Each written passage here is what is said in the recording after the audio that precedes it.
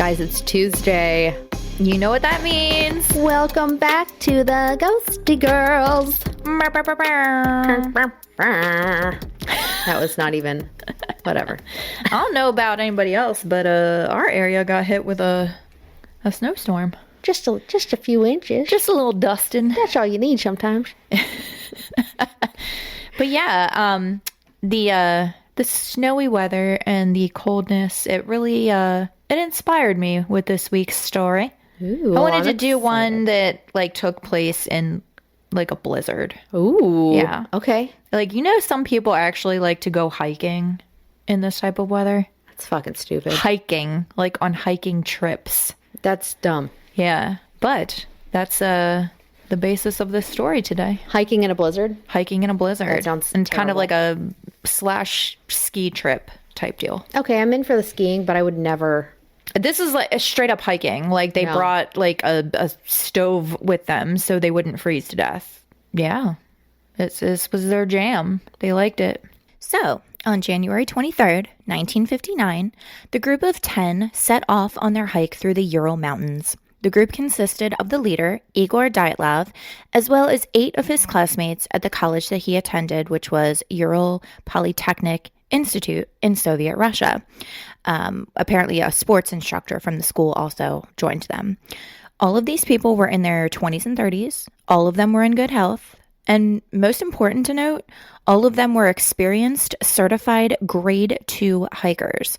So it's not like this was a group of amateurs. They knew what they were doing and they knew what they were getting themselves into. They were also adequately prepared.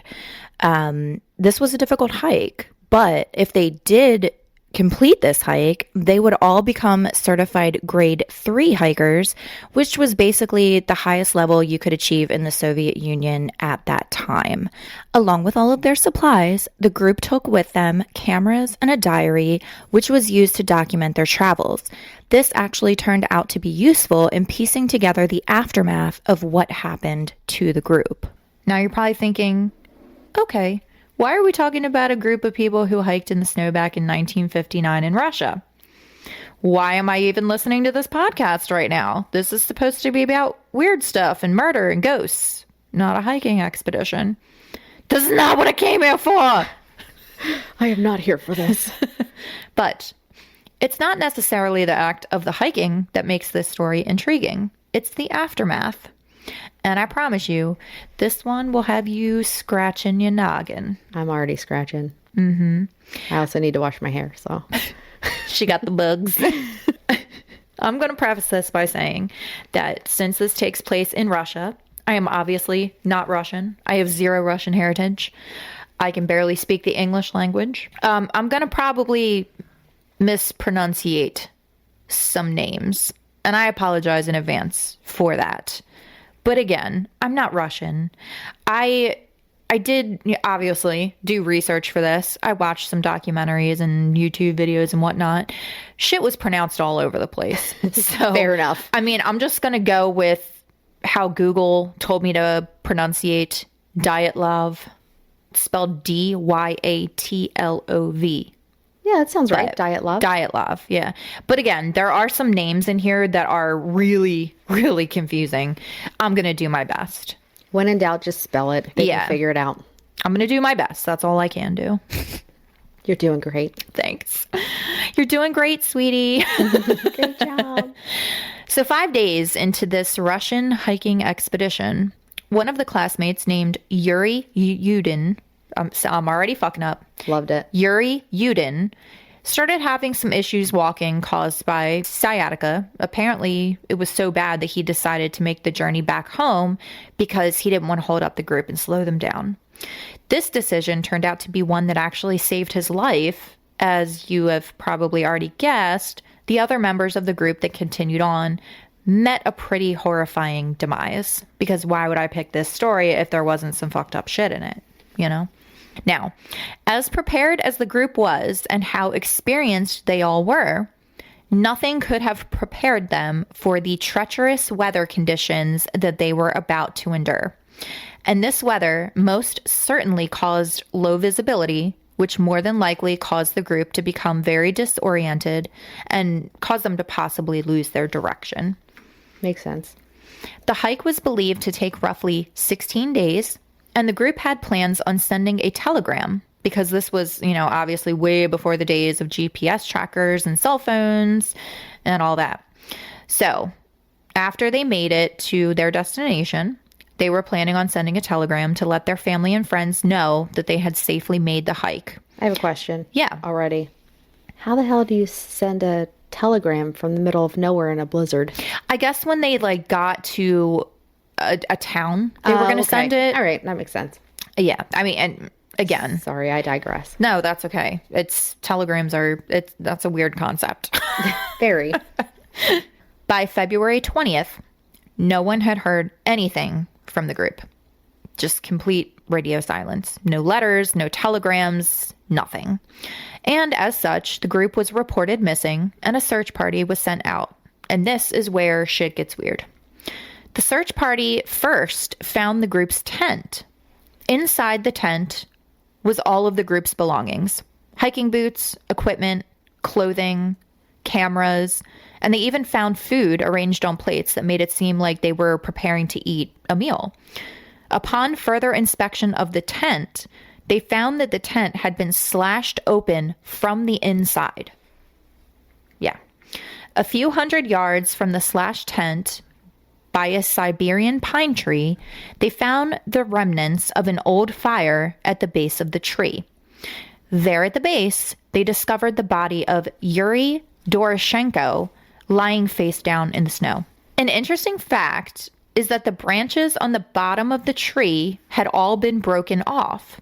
This led many people to believe that this was caused by one of the men attempting to climb the tree for lookout, or possibly could have been trying to, get to a high point to find their camp. Maybe they got lost. Or escape. Yeah. Some people think they may have climbed the tree to hide from someone or something. Chupacabra. Wait, that's Mexico. Also interesting was the fact that the trees near the bodies had been cut with a knife, but no knife was found at the site. Soon after the discovery of Yuri Doroshenko's body, searchers found the body of Yuri Krivonashenko. Now, several sources stated that both of these bodies were dressed in nothing but their underwear. But I'm not so sure about this because I saw photos of the bodies in the snow, as well as post-mortem photos, and both of these men did have shirts on in addition to their underwear, but they weren't wearing any pants. That's for sure. Now, remember, this is during a blizzard. Yeah. They weren't wearing any pants. Yep. Even if you're camping in a blizzard, you wear freaking pants to sleep in. Yes. Yep. Either way, they were definitely not dressed for running out in the snow, which leads many to theorize that the group had left the tent very quickly and that something had to have scared them badly enough for them to all run out without even having shoes on. Well, yeah. Yeah. And again, it was freezing cold out. It was snowing. It was not ideal conditions. After the discovery of the first two hikers, searchers were eventually able to recover all of the bodies, although it did take several months for them to find all of them. So let's get into the autopsy reports, because this is where your brain is probably going to explode, because my brain's already exploded. Yeah, none of it makes sense. I'm sorry. Yeah, go ahead. They literally cut the tent from the inside. Yes. Branches are missing from a tree. I'm just recapping. Yep. Mm-hmm. And everybody's dead. Yes. Everyone's dead. Yep. Okay. The first hiker that was found, Yuri Doroshenko, liver mortis spotting was found on the back of his neck, torso, and extremities. This was not consistent with the position in which his body was found, which means someone had to have moved the body after his blood stopped pumping. There were burns to his head and his hair. His face was covered in blood. He had hemorrhaging to his upper lip. He also had gray foam that was oozing out of his mouth. Gray? Gray. Ugh. He had bruising and abrasions to nearly all of his upper and lower extremities. All of his fingers and toes had been frostbitten, badly enough to the point that had he survived, he would have had to have all of his fingers and toes removed. He would have had to have them amputated. Please. Official cause of death, hypothermia. So this one, although it's weird, I feel like it kind of could be explained rationally. Like maybe he climbed that tree and fell from it. And then in his state of the injury from the fall, he was unable to get himself up and he ended up just succumbing to the elements. But if we accept that, that still doesn't explain what happened to the rest of the hikers. Well, and then who moved him? Right. Which brings us to Yuri Krivonishenko. He had similar bruising and injuries as Doroshenko did. However, skin from his own right hand was found in his mouth. So he had actually put his hand in his mouth and bit it so hard that he pulled off his own skin of his hand. Oh, so God. the skin of his hand was found in his mouth. Oh, that just gave me the not Yeah. so good feels. Many theories behind why this happened. Some people think that he did it to keep himself awake and conscious. Like maybe he knew that he was starting to succumb to the elements and hypothermia was taking over. So he was like trying to cause pain to himself to keep himself conscious. Some people think that he may have been trying to shake back the feeling into his hand as he was clearly dying from hypothermia. Oh, so he couldn't feel it. Right. Oh, So maybe he was geez. trying, who knows? Or the most disturbing theory is that he bit down on his hand in an attempt to stifle his own crying or screaming. Yeah. I don't even like to think about that one. So No. I'm just going to pretend that that's not even a theory because no, I don't want that visual. No, thank No. you. Nope. Now, one question everyone probably has. Why were the men only half dressed? Well, this can be explained by two scenarios. One, the men had succumbed to the elements and the other group members took their clothing in an attempt to survive. That kind of makes sense. Yeah. Or two, paradoxal undressing. And paradoxal undressing is pretty fascinating. Paradoxal undressing is a phenomenon in which someone who is actually dying from hypothermia or freezing to death suddenly becomes very warm. So much so that their body actually thinks that it's overheating and they start removing their clothing in an attempt to cool themselves down. I've heard that. Yeah. Scientifically, what happens is that the muscles responsible for contracting peripheral blood vessels become exhausted and thus relax, which leads to a sudden blood surge to all the extremities, which results in a hot flash that can rival a menopausal woman. Fair. Now, this apparently happens in up to 50% of all hypothermia cases. So this is a real thing, albeit a weird one. I honestly thought that happened in all of them. Not all of them. Oh, Yeah, it said up to 50%. Huh. Yep. that's interesting. Yeah. And I also just want to add that hypothermia is a really shitty way to die. Like, in addition to, obviously freezing to death, you also become very disoriented. And this can cause you to display something similar to the effects of being under the influence of drugs or alcohol. Like, we're talking slurred speech, confusion, irritation, agitation, all that fun stuff. And it's painful. It's an awful way to die. After the bodies of 21-year-old Yuri Doroshenko and 23-year-old Yuri Krivonishenko were found on February 27th, 1959, sadly, 3 more bodies were discovered that day, including the body of the group's leader, Igor Dyatlov. Igor's cause of death was also determined to be hypothermia. Like the others, he also had abrasions and bruising to his face, as well as several abrasions to his extremities. It was also noted that there were bruises found on the metacarpophalangeal joints on the right hand. I'm not even trying to say that word again. I wouldn't even. Yeah, attempt just it. the joints of his hand. Okay. Got it. Which were consistent with an injury that you would sustain in a hand-to-hand I was combat going to fight say that's with like someone. a punching injury, right? Yep. Ugh. Yeah. It's like the inside of your bone. Knuckle. Yeah. One of the females that was found, and I know I'm going to butcher this name, so I apologize in advance. Zinaida Kalmangarova, who was 22 years old, was noted to be dressed in multiple hats, multiple shirts, and multiple pairs of pants. So she was actually dressed for the elements, One key takeaway from her autopsy was that she had a long, bright red bruise on her torso, which was similar to a bruise that would have been left behind if you were hit with a baton. Yeah. Oh. Not sure how they came to that conclusion, but there's that. Another hiker who was found, 23-year-old Rustem Slobodin, had some pretty disturbing findings on his autopsy. He was also wearing a lot of clothing. He had a pretty decent sized fracture to his skull, indicative of being hit with a blunt force object. Like the others, he also had multiple abrasions to his face as well as his extremities. His manner of death was found to be hypothermia and not from the blunt force trauma to the skull. So at this point, 5 hikers had been recovered with no trace of the remaining 4. And only one was fully dressed. Two Okay. had multiple like pairs of pants and stuff like that. I'm sorry. Yeah. All right. That's all right. It's confusing because there's a lot of people. So at this point, 5 hikers had been recovered with no trace of the remaining 4. In May of 1959, a Manzai native was walking his dog when he came across branches that somewhat formed a trail and several pieces of clothing scattered around. And this is where they found the remaining 4 hikers in a makeshift den arranged in a fashion that would indicate that they were trying to keep each other warm. It's alleged that one of the men, Semyon Zolotarov, was found holding a pen in one hand and a notepad in the other, but apparently wasn't able to get anything written down before he died. Weird. The damage to the bodies of these 4 hikers is really disturbing.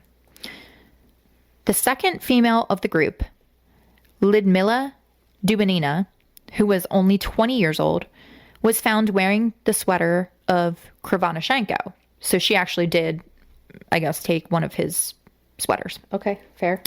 So this would explain why the first 2 men who were found had little clothing on. The others had probably taken the clothing to keep warm. So that mystery, we can kind of take that out of the equation. But that's where the answers end with this one. Ludmilla was found essentially draped over a ledge that had water rolling over it. Tissue around her eyes was missing. Her nose was missing.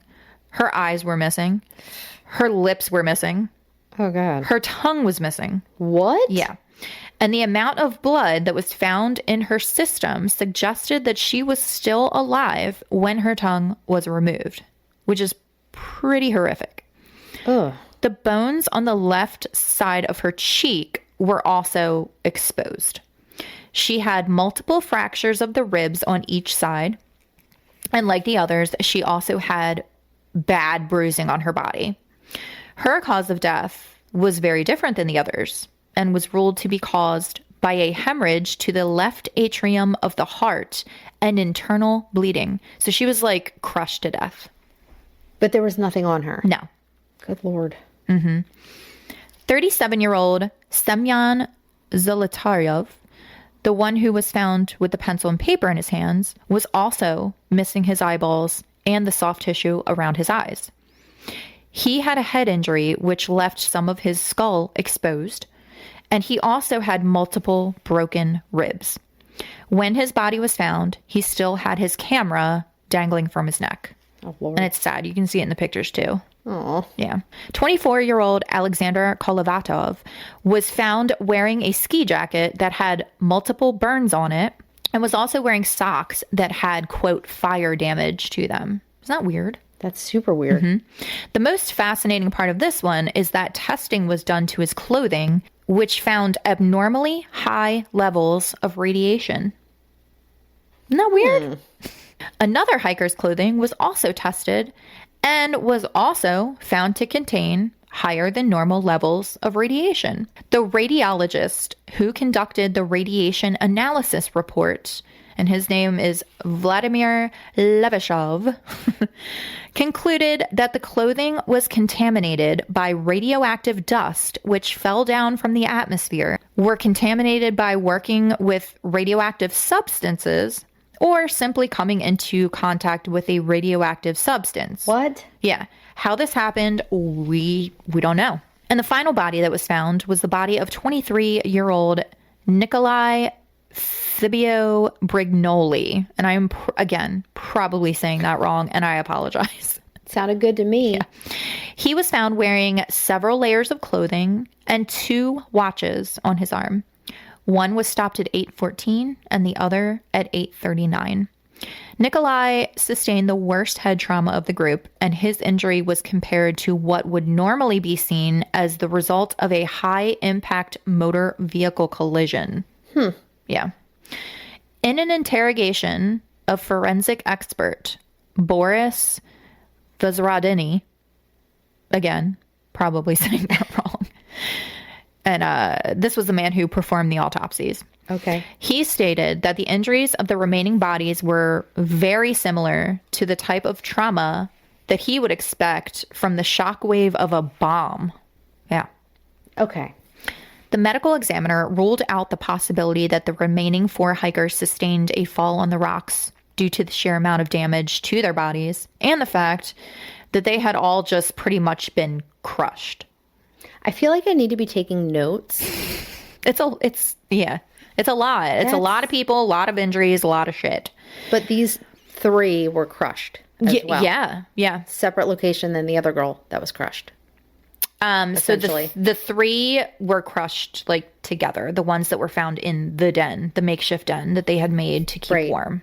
But there was nothing found that could have crushed them. But then the other girl that was found with, like you said, like her heart. Yeah. Like she was crushed. She was in a different spot. Yeah. Mm-hmm. So weird. It's very weird. Very weird. So let's discuss the theories. Now, there's over 70 theories involving what happened at the Dyatlov Pass. 70. That's it? Yeah. I alone can come up with about 82.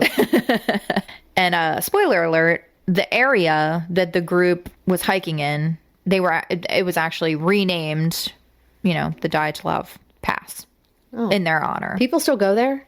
People still go there. Stop. Mm-hmm. There is no way that I could possibly discuss 70 theories. Like, first off, the amount of hours it would take me to deep dive into 70 theories, we'd have to do like an entire just podcast series on that. But we also have chips and salsa waiting. So. We do. Yeah. Ain't nobody got time for that. Mm-hmm. Secondly, some of the theories they're just fucking dumb. Like the theory that the group ate magic mushrooms and then suffered mass hysteria / psychosis. Like I'm not going into all that. I'm just not. I will, however, discuss the most popular and the most cool ones, because this is a cool podcast. Not like other podcasts. We're not like other podcasts. We're a cool podcast. Yeah. So theory number 1, and this is probably the most widely accepted theory, is that some type of avalanche occurred. Now, there are some holes in this theory, though. For example, the area of the Dyatlov Pass is not known for having avalanches. There was also no sign of an avalanche whatsoever when the search party initially discovered their campsite. Also, this does not explain the horrific injuries, and it certainly doesn't explain the issue of the high amounts of radiation being found on some of the clothing of the victims. Right. So although it seems like the most rational conclusion, it just still doesn't explain everything. Theory number 2, infrasound. And this is a cool one that I had never heard of before. So the theory behind this is that there is a wind phenomenon known as a Kármán vortex street, which could have caused a really loud and horrific sound that scared the hikers so bad that they essentially ran out of the tent to get away from it, which then disoriented them and caused them to succumb to the elements. Still does not explain away the massive injuries or the radiation on the clothing. No. And yeah, I'm very hung up on the whole radiation on the clothing thing. Well, yeah, that makes no sense to me. Like the radiation thing will always bother me. Unless they stumbled upon a testing ground of some sort, there's no way. Oh, we'll get to that. Oh, shit. Theory number 3, foul play. Some people theorize that one of the indigenous tribes in the area, called the Manzai people, had something to do with this. Now, if you remember, it was a Manzai man that had actually discovered the rest of the bodies months later. when he was out with his dog. People also believe that the group may have stumbled onto ground that the tribe considered to be sacred, thus attacking them. Okay. I don't believe this, just for the simple fact that the Manzai people were incredibly helpful in the search for the hikers, and they were very cooperative when the bodies were found. Also, this ground was confirmed to not be sacred ground to the Manzai tribe. Actually, the area that they were camped in was referred to as Dead Mountain by the Manzai people. Oh. Yeah. This wasn't even an area that the Manzai tribe was known to commonly frequent. Plus, people had hiked and camped there before, and they weren't, murdered by Manzai people. So, yeah. I mean, I tend to not believe this theory. That's fair. Another theory with murder is that there was some type of altercation with someone else out there and that they were ambushed. This doesn't seem that plausible to me for a couple of reasons. The first one being all of the hikers' belongings were left behind and undisturbed. And that included a pretty large sum of money that the hikers had on them for the budget of their trip. I mean, could they have been murdered? I mean, anything's possible, but I don't know. I don't think it's that likely that a group of people followed them out into a fucking blizzard. Yeah. And beat them all to death. And took nothing. And took nothing. Yeah. And burned some of them for no reason. And left the money there. I don't know. In my opinion, it was negative 22 degrees Fahrenheit that night. Right. Negative 22 degrees. I highly doubt that other people came out to just fuck with them and just kill them for no reason. Like, listen, it's positive 25 here today. And I can tell you, would you be following people out? I would not know. I don't know. I ain't leaving my house. No, unless I have to. I did to come here, but that's about as far as I'm going. Yeah. Negative 22. No. Can you imagine? No, I don't want to. Fucking cold. Theory number 4. And this is probably going to be your favorite theory. The Yeti. Oh, yeah. Or otherwise known as Sasquatch or Bigfoot.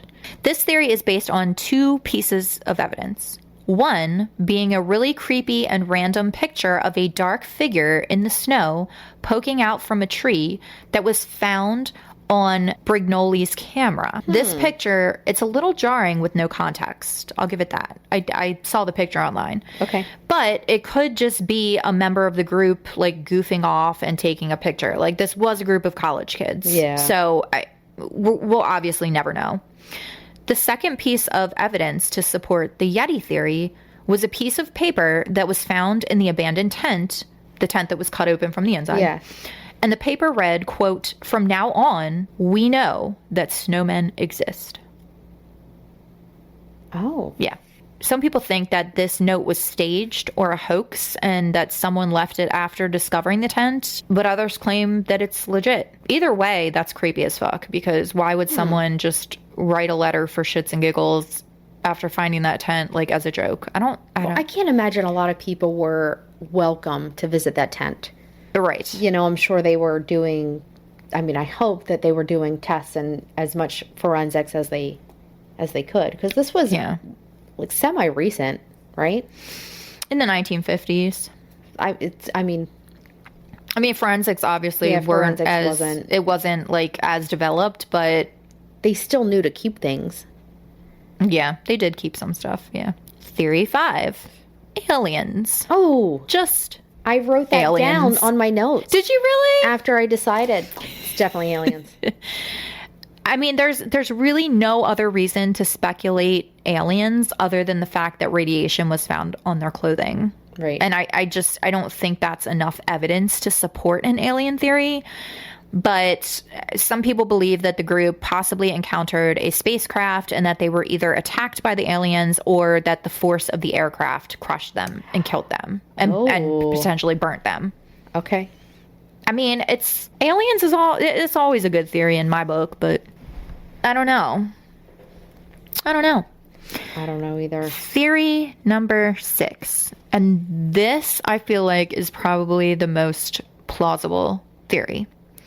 military testing site / scientific experiment. So one thing that's very important to remember about this time period is that this was during the Cold War in Russia.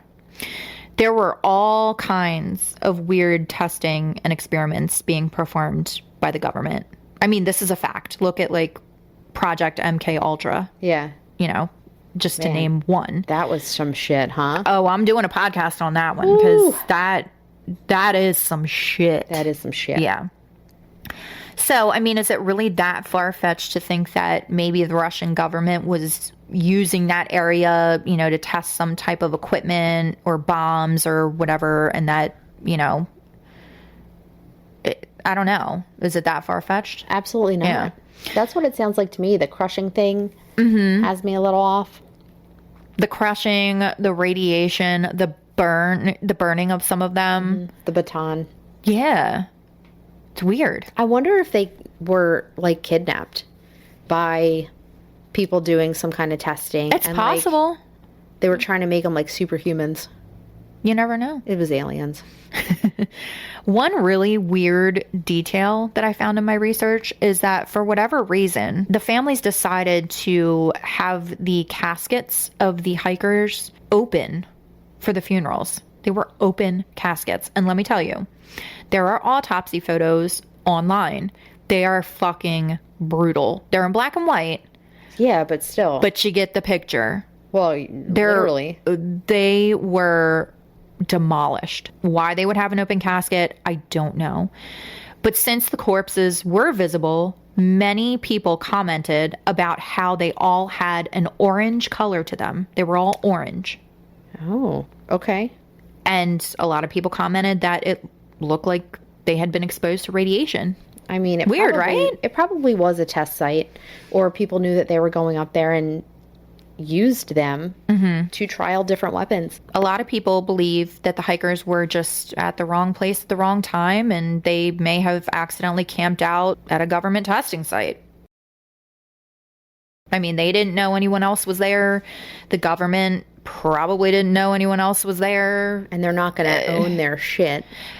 Exactly. Yeah. And you know, people may ask, why would the government cover that up? Well, you know, why would they tell anybody? Why wouldn't they cover it up?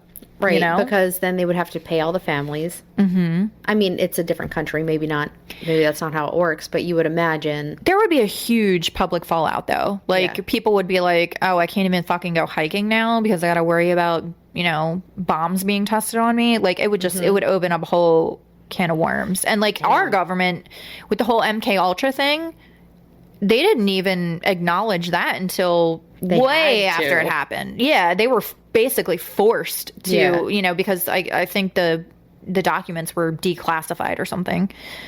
But shit gets covered up all the time. Yeah. Our own government has covered shit up. So it's a reasonable theory, in my opinion. Which doesn't mean much, but whatever. Because you just some bitch. I'm just some bitch. Despite all of the theories, a criminal investigation was performed, and authorities concluded that the deaths were due to a, quote, compelling natural force, and that there was no evidence of foul play. And because of this, the case was closed. Stop. Yep. Interestingly, the Dyatlov Pass was actually closed, and no one was permitted on or around the site for years after the incident. Makes sense. Yeah, you can go there now, but why wasn't anyone allowed to go there for years after the incident? Because there was radiation on the ground from testing of bombs and aliens landing and Bigfoot walking around. That's why. What I'm saying. That's fucking. We just figured it out. We sure did. I think it was a mixture of everything. Listen. I'm gonna tell you exactly what happened. You ready for this? What? Okay. They walked out. They were in their tent, getting cozy and shit, and then all of a sudden they heard this, which was Chewbacca. But not Chewbacca. It was his older brother, who was a Yeti, right? And they were like, oh, shit, a Yeti. Somebody wrote that note down. And then they got so scared because he was shaking the tent and shit, right? Like and in Blair Witch Project. Yeah. So then they cut the tent from the inside and we're like, we got to get the fuck out of here, right? But as they're running, an alien spaceship came down, right? And it had, what's his name? Oh my God, Marshall. It had Marshall Applewhite on it. Yeah. And he was like, you guys didn't ascend with us, you stupid fucking dummies. And then he smashed 4 of them. Okay. Right? And then the aliens were like, no, bro, you can't do that. Yeah. We have to cover this up. So they sprinkled them with some radiation. Yeah. And then the rest of them kept running. And the government was like, oh no, people are going to realize that they were like, fuck. And aliens are real. What the fuck are we going to do? So they unleashed some radiation bombs as well and killed the rest of them. The end. It makes total sense. 100%. That's what happened. Bye, George. We just cracked a case. Whoo, we're basically fucking Scooby-Doo. We're like the Hardley Boys. But with vaginas. That's a South Park reference, too, by the way. The Hardley Boys. Hardly doing shit. Oh, I just got a clue. I just got a big clue. Sorry, I digress. Yeah, we digress really fucking hard, which is also going to be the title of our biography. Digression. We digress. We digress. But do we? No, we don't. But yeah, the Russian government, they ultimately reopened the case in 2019, which is pretty recent. And they concluded, based on the evidence, that the most likely scenario was a slab avalanche. Many people, however, still just flat out do not accept that conclusion. I don't. Right. Thus cementing the Dyatlov Pass incident as one of the most mysterious tragedies of all time. Okay. Yeah. And that's the story of the Dyatlov Pass incident. You've just made my brain explode. It's a crazy story. And especially like looking at the photos of the bodies. Wow.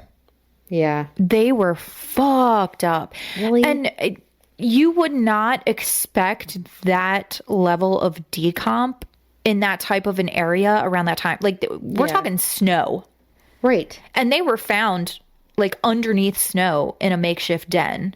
So why would they be like missing eyeballs, missing tongues, missing lips, missing like there would have been if it first of all, if it were an animal, there would have been like holes or something showing that it was an animal, and there would have been also like those teeth marks that they leave. And and those are softer parts of your body. Yeah. So like if someone does die in the woods, that's what they're going to go for first, right? Yeah, for sure. Eyes, the tongue, all that stuff. But the other one said that not the girl in the den, but the other girl, her shit was missing and it was taken out while she was still alive.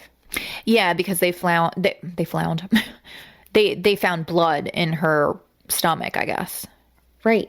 So which tells me it probably wasn't an animal unless she was like couldn't move out. I don't know. It doesn't make any sense. It doesn't make any sense. Like this kept me up at night because I just thanks. I hate it. I don't love that. Don't love that at all. Yeah, but drop us a comment like on Facebook or wherever. Let us know what you guys think happened, because I'm curious to see everybody's theories. I love hearing theories about unsolved cases because it's fascinating. But yeah, radioactive Bigfoot got in a war with aliens. Yeah. I mean, hey, stranger things have happened, I guess. I don't know. I mean, they haven't, and I'm here for it, though. I feel like a movie needs to be made. I think there may have been some kind of movie or maybe something based on this. But if not, then there should be a movie, because it's fucked up. Yeah. Spielberg. Get on that. Get in on that. I know you listen. I think him and Martin Scorsese should do a collab. That would be a banger. They could make it like a gangster. Yes. They could make it a gangster Bigfoot. And throw in a little bit of who does Beetlejuice and Nightmare Before? Tim Burton. Yeah. Throw in a little Tim Burton in that bitch. Oh. Just to make it weird. Yeah. A threesome of those two directors. Can you even imagine? A threesome of those two?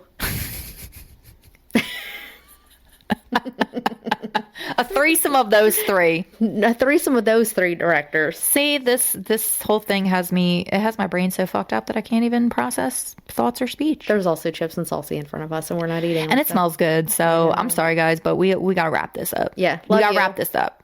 I got a burrito bowl waiting, okay? Me too, bye. So yeah, we will see you next Tuesday. Oh, don't be one. Yeah, bye. Bye.